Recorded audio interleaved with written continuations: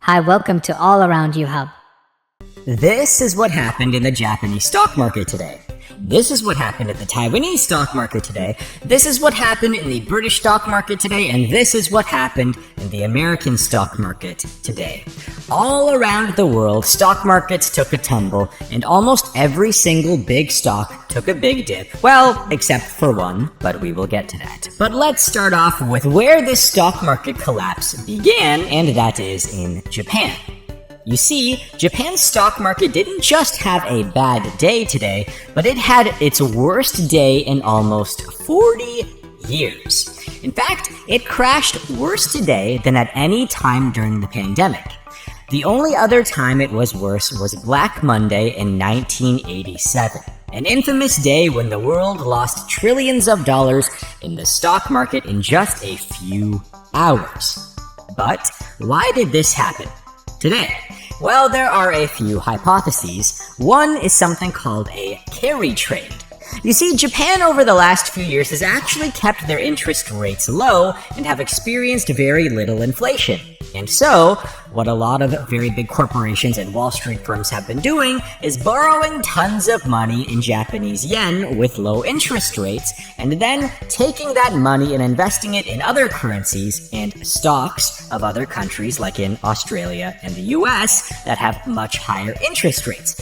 Pretty much meaning these large investment firms borrowed cheap money in Japan and have been using that debt to invest in the United States. And it's estimated that between 5 and 10% of the entire American stock market is on this kind of carry trade. But what happens when that cheap money from Japan has their interest rates go up? You see, Japan has not raised their interest rates since 2007, meaning that they have been a safe bet to borrow cheap money for nearly 2 decades. But in March, Japan raised its interest rates for the first time, and they did so again just 5 days ago.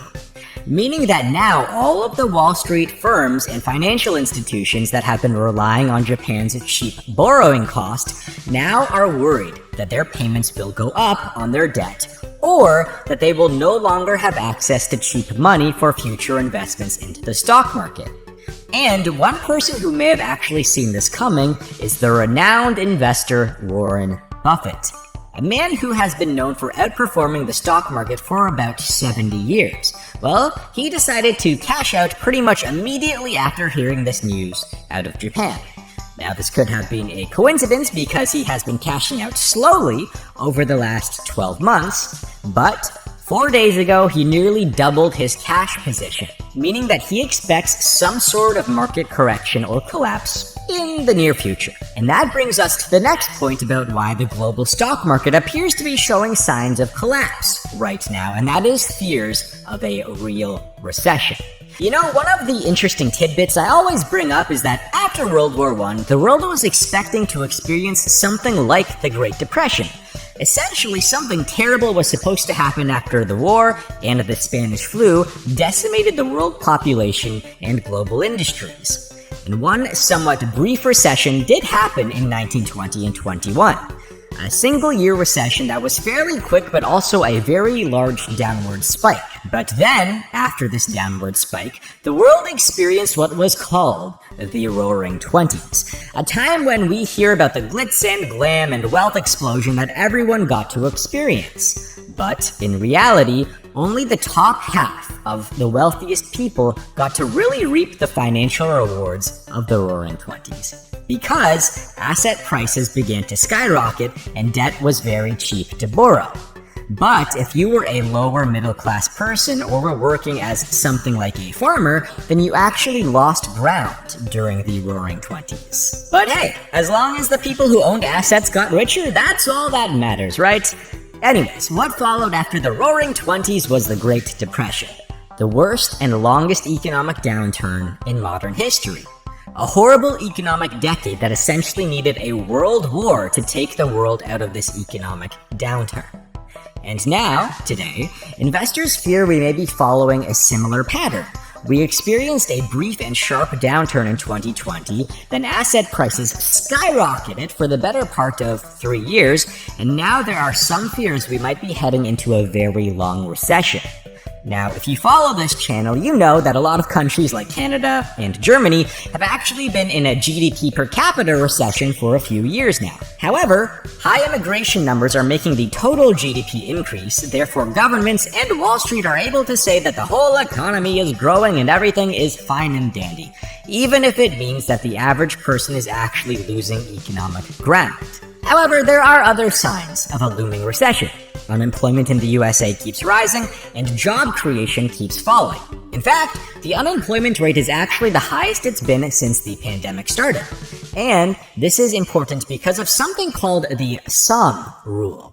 It's a fairly reliable recession indicator that indicates a downturn if the 3-month moving average of the unemployment rate rises by half a percentage point from its low in the previous year. It's a mouthful, but essentially, if unemployment keeps steadily rising, a recession almost always follows. And that appears to be something that is happening right now in the United States. There's also another indicator that has been flashing signs of a nearby recession, and that is government bonds. An inversion yield curve occurs when the interest rate on the short-term US Treasury notes exceeds that of long-term Treasury bonds. Normally, long-term bonds have higher yields than short-term ones due to the greater risk over a longer period. However, during periods of economic uncertainty, investors prefer the safety of long-term bonds, leading to higher demand and lower yields on these bonds compared to shorter-term ones. Now that is all a mouthful as well, but essentially all this means is that investors seem to think the USA has a lot of uncertainty in the economy right now, and these investors demand a lot of return in order to invest in short-term bonds because they view it as a very risky investment. So, the near term seems risky and the long term seems relatively okay. Another sign that is pointing to a looming recession is actually from the people themselves. You see, in the USA, what percentage of the American economy do you think is from consumer spending? Is it 20%? 30%? 50%? Well, it's actually about 70% of the entire American economy. And so, when people spend less money, a recession is more likely. Recently, consumer spending has been steadily increasing, but its increase has been slowing, slightly, over the past few months. But the more important thing here to note is that even though consumers are spending a little bit more, this is also coming at a time when debts and bankruptcies are also skyrocketing for these very same people, meaning that consumers seem to be spending more even though a lot of the spending is coming in the form of debt. And if economic conditions get poor enough where the average American can no longer afford to pay back something like their mortgages, well, then we have the 2008 financial crisis all over again. Now, those are just the recession fears, but there are also a few other very strange things going on right now, and one of which could be a major concern going forward. First of all, the VIX, which is a volatility indicator in the stock market, has spiked to such a high that the only time that it was higher was when the pandemic started and they announced the virtual shutdown of the entire economy. So that number, that volatility number being so high is a very worrying sign that investors are extremely uncertain about the stock market's future in the near term. But one thing that kind of started this video is actually one company that skyrocketed in valuation over the last 24 hours or so when all of the global markets were melting down. What was that company? That company was Lockheed Martin, the largest military company in the world. Initially, Lockheed Martin's stock rose by over 20%, signaling that some investors somewhere began to see a lot of value in investing in the American military. Now, eventually, that stock did fall down back to earth, but it brings us to the next point, and that is that there is a fear in the financial markets that there will be a war. You see, the war in the Middle East is showing some worrying signs lately, one of which is actually Turkey. Turkey's Erdogan stated last week about how he could send troops to help in Palestine. And if Turkey were to send troops on the ground, that could be seen as quite an escalation for the war that may see a response from Israel's allies, including the United States.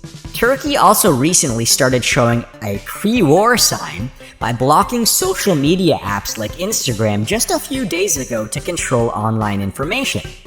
And as of a few hours ago, news reports have been coming out about how an Iranian attack on Israel appears to be likely. And this comes after Israel assassinated one of Hamas's leaders. So depending on the Iranian attack, the US and the Western powers might get pulled further into the war in the Middle East, and the odds of the war escalating appear to be much higher than they were just a few weeks ago. That's not even mentioning the war in Ukraine, which hundreds of billions of dollars are still being poured into by the United States government. And that brings me to one last thing. A ticking time bomb that appears to be getting more attention as of late. And it is something that I talk a lot about. And that is the US government spending. Right now, we are at a point in history where 30% of the federal budget is being paid off by taking out debt. And in fact, a lot of that debt is getting created to pay off previous debt. And that debt was taken out to pay off previous debt, and so on. Right now, the government is on track to actually run out of money pretty soon. In fact, every 100 days, the US is adding $1 trillion to the debt, and it's only getting worse. Programs like Social Security, which were put in place when the average person would live to about 64 years old, well, they are now being put in place to pay off the average person who is living to nearly 80, meaning that Social Security is paying significantly more per person per year. Social Security is also currently the largest expense of the United States government, taking up 22% of the American budget, and the program will likely have to change or shut down at some point within the next 10 years. Now, the USA, along with many other countries in the world, seem to be adopting this thing called a modern monetary theory, also known as money printing. Essentially meaning that you don't have to care about debts anymore as long as you keep increasing the money supply. And this is worrisome because as someone who has studied history quite a lot, one of the key signs of a dying empire right before it falls is these two exact things: not paying off debt and increasing money supply. I mean, Rome literally tried modern monetary theory near the end of its empire while taking on tons of debt. And yet, modern economists think that because of reasons X, Y, or Z, that this time it will be different. But certainly, if history tells us anything, it's that the debt will come due, and the entire system could come crashing down if we do not correct it soon. And that is a major concern that investors have today. It's that at some point, the American economy will no longer be able to withstand these massive deficits year after year. And that is why there is a big fear about what will happen to the American empire and everything that resides within it. But for now, I encourage everyone just to be safe with your money. Do not do anything stupid in a time of volatility. And who knows, maybe this thing will pass. I mean, there have been a lot of downturns in markets over the last even 2 or 3 years or so, and every single time the market has rebounded. So who knows, maybe this is a bottom of a market, or maybe not. Maybe it's a time to buy, maybe it's a time to sell. Who knows? But for now, thank you very much for watching, and I will see you guys in my next video in just a few seconds.